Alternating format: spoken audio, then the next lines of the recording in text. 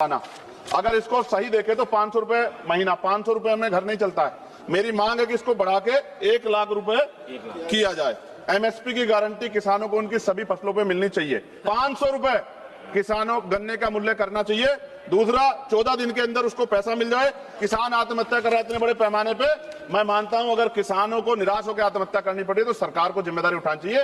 ये सरकार की जिम्मेदारी है। सभापति जी, पिछले 10 वर्षों में उत्तर प्रदेश में जब मंत्री जवाब देंगे तो बताएं कितने किसानों ने आत्महत्या की है और उन्होंने उसको रोकने के लिए क्या कदम उठाए। श्री चंद्रशेखर। धन्यवाद सभापति जी, आपका और स्पीकर साहब का जिन्होंने अलाउ कर दिया हमें अपनी बात रखने के लिए। जल्दी बोलें। सभापति जी, मैं आज की अपनी बात की शुरुआत किसान आंदोलन में शहीद हुए सभी किसानों को नमन करते हुए और अपनी जो स्पीच है उनको समर्पित करते हुए रखूंगा। सभापति जी, जब हम इस सदन में एसी में बैठ के बजट के आंकड़ों पर चर्चा कर रहे हैं तो हमें याद रखना चाहिए जिसके लिए चर्चा कर रहे हैं वो किसान पसीना बहा रहा है, उसका वो संघर्ष कर रहा है, उसका परिवार संघर्ष कर रहा है। सभापति जी, आज भारत में लगभग 50% आबादी कृषि पर निर्भर है, लेकिन देश के कुल जीडीपी के कृषि का योगदान लगभग 15-16% है। इसका सीधा अर्थ यह है कि देश का सबसे बड़ा वर्ग जो हमारी खाद्य सुरक्षा सुनिश्चित करता है वह सबसे कम आय पर निर्भर है। ये केवल एक आर्थिक असंतुलन नहीं बल्कि एक सामाजिक न्याय का भी बड़ा प्रश्न है। तो मैं, क्योंकि समय का मैं गंभीरता से विषय पे बात रखनी है, मैं मंत्री जी से पूछना चाहता हूं कि जो कृषि का बजट है इस बार लगभग 1.5 लाख करोड़, पहली नजर में तो बड़ा दिख रहा है, लेकिन जो जमीनी जरूरतें अगर उनको देखते हैं तो ये तो बहुत कम दिखाई देता है। महंगाई लगातार बढ़ रही है।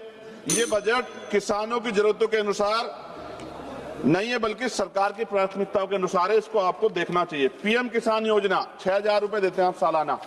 अगर इसको सही देखे तो 500 रुपए महीना, 500 रुपए में घर नहीं चलता है। मेरी मांग है कि इसको बढ़ा के 1 लाख रुपए किया जाए। एमएसपी की गारंटी किसानों को उनकी सभी फसलों पे मिलनी चाहिए। सभापति जी, एमएसपी का बोर्ड पूरे देश में लगा है लेकिन उसका लाभ कुछ क्षेत्रों तक सीमित है। यह व्यवस्था का अन्याय है। किसान कीमत नहीं मांग रहा, वह अपना अधिकार मांग रहा है, इसलिए एमएसपी की कानूनी गारंटी सरकार को देनी चाहिए। मंत्री जब उत्तर देंगे तो बताएं देश के कितने प्रतिशत किसानों को उनकी फसल का घोषित एमएसपी वास्तव में मिल रहा है और विशेष रूप से नगीना के किसानों के लिए भी बताएं। मैं 3 मिनट में खत्म करूंगा, 3 मिनट प्लस नहीं जाऊंगा।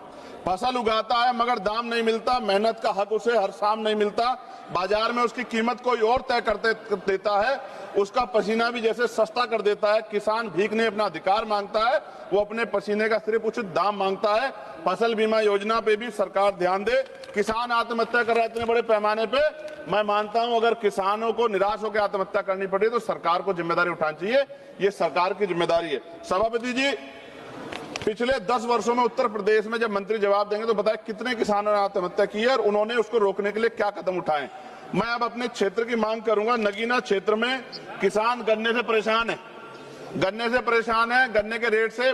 मेरी मांग है, डबल इंजन की सरकार है यूपी में, यहाँ 500 रुपए किसानों गन्ने का मूल्य करना चाहिए। दूसरा, 14 दिन के अंदर उसको पैसा मिल जाए।